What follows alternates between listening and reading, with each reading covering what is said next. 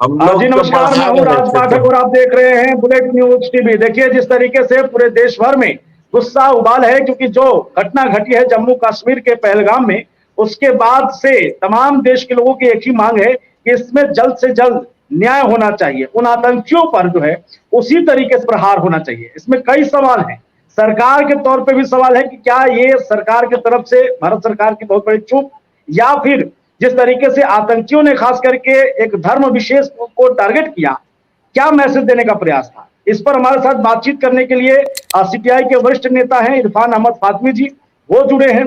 हमारे साथ में बीजेपी के पूर्व जिलाध्यक्ष रामानुज पांडे जी हैं, वो जुड़े हैं हमारे साथ में। और स्वतंत्र पत्रकार दिल्ली से जुड़ रहे हैं हमारे साथ में वरिष्ठ पत्रकार अनवेश द्विवेदी सर, आपका भी स्वागत है। सवाल एक ही करेंगे कि जिस तरीके की घटना अभी पहलगाम में जम्मू कश्मीर में हुई है, क्या एक सवाल नहीं है कि क्या हमारे देश के नागरिक जम्मू कश्मीर में अभी भी सुरक्षित नहीं है, जिसका दावा सरकार करती रही है? क्या कहेंगे? आपका ये सवाल मुझसे है? अरुणेश द्विवेदी सर आपसे है। जी हाँ, तो बहुत ही महत्वपूर्ण आपका सवाल है, क्योंकि लगातार सरकार ये दावा कर रही है कि धारा जो 370 है उसके हटने के बाद कश्मीर में, पूरे जम्मू कश्मीर में विकास की एक नई इबारत लिखी जा रही है। वहां पर लगातार आतंकी घटनाओं में कमी आई है, कोई पत्थरबाजी की घटनाओं में कमी आई है। ये सरकार दावे जरूर कर रही है और इन दावों में कुछ हद तक सच्चाई भी है, क्योंकि अगर आप देखें तो बीजेपी की सरकार, मोदी की सरकार 2014 में आई थी, तो 2014 से लेकर के अभी तक, यानी 2025 अभी चल रहा है, मोदी सरकार अपने तीसरा कार्यकाल में है, कोई बहुत बड़े बड़े आतंकी हमले नहीं हुए जैसे कि पहले हुआ करते थे। लेकिन जो पुलवामा अटैक हुआ और उसके बाद जो अभी कल पहलगाम में अटैक हुआ, ये दो बहुत बड़े अटैक हैं। और इससे साफ तौर पे ये पता चल रहा है कि कहीं ना कहीं इंटेलिजेंस फेलियर है, कहीं ना कहीं सरकार के स्तर में जो सुरक्षा एजेंसियां हैं उनमें आपसी तालमेल की कमी है। और ये जो घटना घटी है जहां पर पर्यटकों को निशाना बनाया गया है, तो राज मैं आपको बता दूं, वहां पर हमारे पास पर्यटकों की जो बाइट्स आई है, जो पर्यटकों ने मीडिया से बात करते हुए कहा है कि एक भी पुलिसकर्मी, सुरक्षाकर्मी, आर्मी, कोई भी व्यक्ति वहां पर उनकी सुरक्षा में तैनात नहीं था। जबकि पहलगाम एक टूरिस्ट डेस्टिनेशन है, उसको मिनी स्विट्जरलैंड भी कहा जाता है, और वहां पर 100-150 लोग थे, तो जाहिर सी बात है उनकी सुरक्षा के लिए स्थानीय पुलिस यानी जम्मू कश्मीर पुलिस की जिम्मेदारी बनती है। इसके अलावा आर्मी का जो जिम्मेदारी बनती है।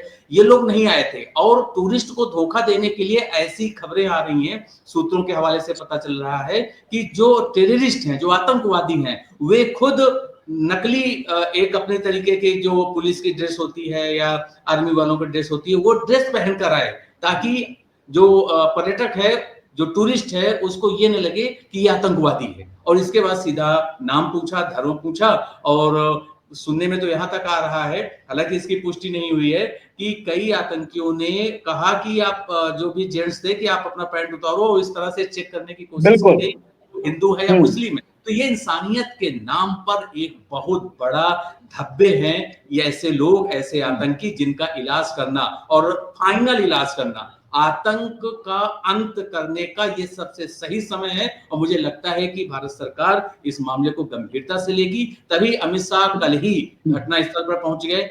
मोदी जी जो सऊदी अरब के आधिकारिक यात्रा पर थे, उनको आज देर रात आना था, लेकिन वो भी आज सुबह सुबह ही आ गए, यानी अपनी यात्रा को बीच में छोड़ करके। तो मुझे लगता है कि हाई नहीं, लेवल की एक मीटिंग हुई, सवाल इस जिसके पर बाद लेंगे। एक मिनट, बीजेपी के जिलाध्यक्ष, पूर्व जिलाध्यक्ष हमारे साथ में हैं और लगातार विभाग तरीके से बात रखते हैं। इसके बाद की सारी प्रक्रिया तो हम सब देखेंगे कि प्रधानमंत्री आ रहे हैं, गृह मंत्री जा रहे हैं। सवाल तो ये है ना कि 19 के बाद जिस बात की दावा केंद्र सरकार कर रही थी कि अब जम्मू कश्मीर में शांति बहाल है, लोग सुरक्षित हैं, लोग जो है वहां जा सकते हैं, और ये इस तरीके की घटना कहीं ना कहीं एक बार फिर से सवालिया निशान केंद्र सरकार पर, उनकी सुरक्षा एजेंसियों पर है। क्या कहेंगे आप? देखिए, रामानुज पहले पांडे आपके चैनल के माध्यम से सबसे पहले जी। तो मैं जो इस घटना में मारे गए हैं उनके प्रति अपनी श्रद्धांजलि अर्पित करता हूं, और जो घायल हैं वो जल्द से जल्द ठीक हो जाएं, मैं इसकी कामना करता हूं। देखिए, भारत लोकतांत्रिक देश है और लोकतांत्रिक तरीके से चलाने की पूरी कोशिश केंद्र की सरकार कर रही है। कई स्टेट में स्थितियां बिगड़ी और वहां पर लगा कि अब राष्ट्रपति शासन लगा देना चाहिए, फिर भी राष्ट्रपति शासन लगाने में सरकार रोक रही है। जम्मू कश्मीर की स्थिति क्या थी, किन परिस्थितियों में एनडीए को वो राज्य मिला था और आज परिस्थितियां वहां कैसी बनी, ये आपके सामने है। लेकिन जब से नई सरकार चुन करके आई है, हम सभी को मालूम है कि लॉ एंड ऑर्डर का जो मामला होता है वो राज्यों के पास होता है।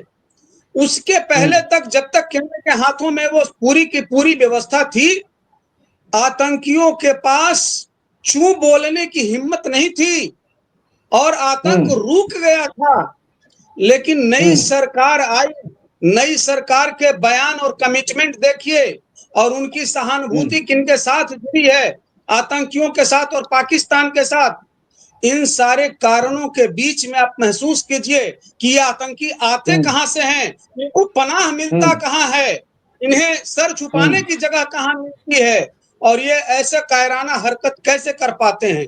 इन सारे मुद्दों को जरा समझने की जरूरत है। दूसरी बात मैं कहना चाहूंगा, देश की 140-50 करोड़ की आबादी में सभी जाति और सभी धर्म के लोग यहाँ रहते हैं, लेकिन अगर धर्म के आधार के बाद हिंसा किया जाएगा इस देश के अंदर, धर्म के आधार पर अगर लोगों को, निरीह लोगों को मारा जाएगा, अत्याचार किया जाएगा महिलाओं के साथ, तो आखिर ये देश कैसे चलेगा। जो लोग आज इस स्तर पर उतर आए हैं, हम समझते हैं कि राष्ट्र के सामने चुनौती है। हमारी सरकार और सेना और सुरक्षा बल के जवान अपनी जान की बाजी लगा करके सारे मुद्दों को जरूर देखेंगे, आतंकियों को चुन कर जरूर मारेंगे। लेकिन जो सवाल खड़ा कर रहे हैं लोग, कांग्रेस के नेता ने बंगाल के मामले में कहा कि क्रिया की प्रतिक्रिया होगी। क्या माना जाए कि कश्मीर के अंदर भी इन लोगों ने यही कराने का प्रयास किया है? ऐसा नहीं चलेगा। धर्म के आधार पर नाम पूछ करके लोगों को मारा जाएगा। 140 करोड़ की आबादी वाले देश में धर्म के आधार पर जिस दिन बंटवारा होगा, उस दिन इस देश का क्या होगा, कौन संभालेगा? इसलिए ऐसी परिस्थितियां नहीं आनी चाहिए। और ये जो परिस्थिति लाने वाले लोग हैं, सारे धर्म और सारे जाति के लोग और सारे पार्टी के लोग, इसकी मजम्मत होनी चाहिए, इसका विरोध होना चाहिए, इसकी निंदा होनी चाहिए और समाज में इसका कोई जगह नहीं होना चाहिए। भारत विकसित भारत की ओर बढ़ रहे हैं, लेकिन अगर ऐसी विनाशकारी होंगी तो फिर विकसित भारत हम कैसे बना पाएंगे? बिल्कुल सवाल लेंगे। हमारे साथ सीपीआई नेता हैं। पहला सवाल तो यही, जिस तरीके से पूरे देश में उबाल है, उसका एक कारण यह भी है कि आतंकियों का क्या कोई धर्म होता है? हम चाहेंगे कि आपसे बेहतर कोई जवाब इस मुद्दे पर दे नहीं सकता है। जिस तरीके के उबाल है और जिस तरीके से ये पूछ करके हत्या कर देना है कि तुम किस धर्म के हो, ना जाति ना कुछ, एक मैसेज देने का प्रयास, इस्लाम पर सवाल खड़ा हो जा रहा है। इससे क्या जवाब देंगे उन आतंकियों को आप, इरफान जी? देखिए इस्लाम की कोई बात इसमें नहीं है। दुनिया में आतंक चल रहा है और भारत आतंक के खिलाफ लड़ रहा है, सबसे बड़ी बात यह है। और उसमें हिंदू मुसलमान सबका जान जा रहा है। अभी मैं एक लिस्ट देख रहा था, उसमें कोई सैयद कोई कह के एक मुस्लिम लड़का भी था। उसको लोग बड़ा आधार पर नहीं दे रहे हैं। देखिए सबसे बड़ी बात यह है, तो जिस मुल्क के हम लोग अंदर हैं, तो हमारे ऊपर आतंकी द्वारा, या कह लीजिए तो अब तो न्यूज में भी आ रहा है, तो पाकिस्तान के आतंकी के द्वारा हमला है। तो संपूर्ण रूप से भारत के बच्चे को खड़े होकर भारत के साथ खड़ा होना चाहिए और उसका मुकाबला करना चाहिए। एक पहला बात।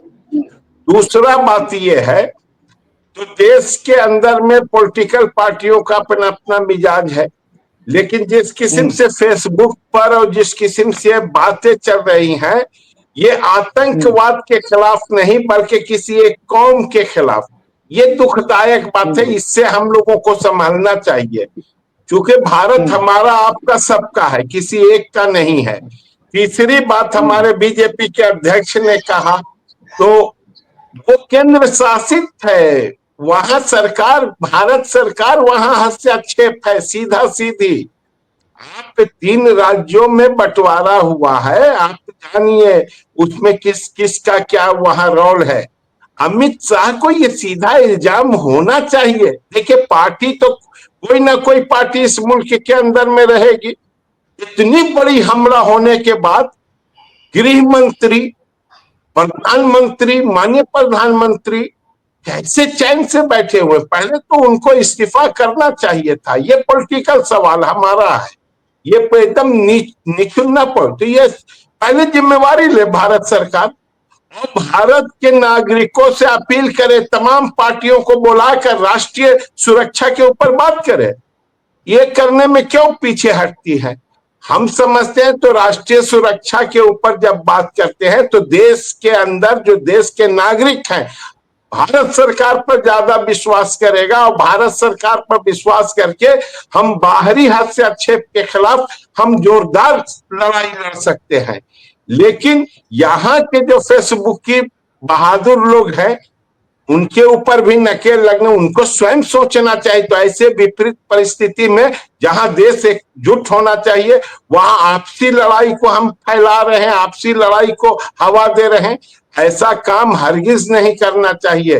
तो देश के अंदर में तमाम नागरिकों को इस हमला का निंदा करना चाहिए। और हम लोग तो पार्टिकुलर है, भारतीय कम्युनिस्ट पार्टी, निश्चित तौर से हम लोग इसका पूरा का पूरा निंदा करते हैं, सार्वजनिक तौर से निंदा करते हैं। और इसमें इस्लाम, सवाल ये है कि इनका कहना है कि राजनीतिक दलों को जो है वो राजनीति नहीं करनी चाहिए, लेकिन जिस तरीके से ये सवाल पूछा जाना कि तुम किस धर्म से हो, और ये कहना कि मोदी को कह देना, क्या लग रहा है कहां पर ये लोग प्रभावित? यार ये आतंकी, ये तो आतंकी है। कौन की दुश्मनी है? धर्म की दुश्मनी है। सुन लीजिए, तो मैं बता रहा हूँ, ये आतंकी लोग हैं। आतंकी लोग ऐसा क्लू खोजते हैं जो देश के अंदर में जो यहाँ भारतीय नागरिक एकजुट है उनके अंदर में दरार डालना चाहते हैं। इससे हमको होशियार रहना चाहिए, इनसे हमको बचना चाहिए। हम तो यही बात कह रहे हैं। आतंकी का क्या धर्म है? आतंकी का तो धर्म है, फुट डालो अपना राज करो। वो बहुत मुसलमानों के लिए रसगुल्ला लेके आए हैं, थोड़ी भारत के मुसलमानों के लिए। भारत के मुसलमानों को वो माला पहना, निश्चित तौर से वो आतंकी भारत के मुसलमानों के दुश्मन है, मैं ये कह रहा हूँ। और दुनिया के इंसानियत के लिए दुश्मन है। किसी स्तर पर भी आतंकी हमला हो उसका विरोध करना चाहिए। क्या ये पूरा राजनीतिक प्रेरित था हमला जो था? एक भारत के प्रधानमंत्री की वजह से इस तरीके से जो है तरीके से समझने की चीज है। हाँ, हम लोग हिंदुस्तान के रहने वाले लोग, एक हिंदू होने के नाते हम कहते हैं वसुधैव कुटुंबकम। इस धरती पर, इस संसार में जितने लोग हैं सभी अपने हैं, परिवार के लोग हैं। लेकिन ये विचारधारा जो सिखाती है, जो हमारे धर्म का नहीं मानता है, वो हमारा शत्रु है। आतंकवादियों ने धर्म पूछा, जाति पूछा, नाम पूछा, और उसके बाद गोली मारने का काम किया। बंगाल के लोगों ने वक्फ बोर्ड बिल नहीं बनाया, देश की संसद ने बहुमत से बनाया।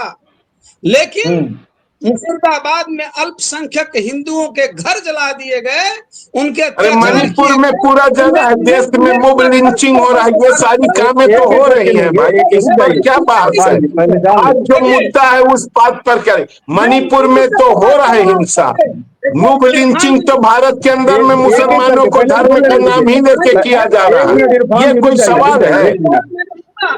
मैंने सुना, देखिए, जहां पर तर्क का अभाव होता है, ज्ञान का अभाव होता है, वहां आदमी उद्वेलित होता है, वहां आदमी हिंसा पर उतारू हो जाता है।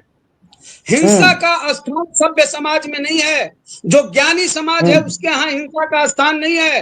हिंसा तब करना पड़ता है जब सामने वाला अज्ञानी और मूढ़ हो जाए, अथवा जो हिंसा के बदौलत ही सब कुछ पा लेना चाहता हो। परिस्थितियां क्या है, क्या मतलब है?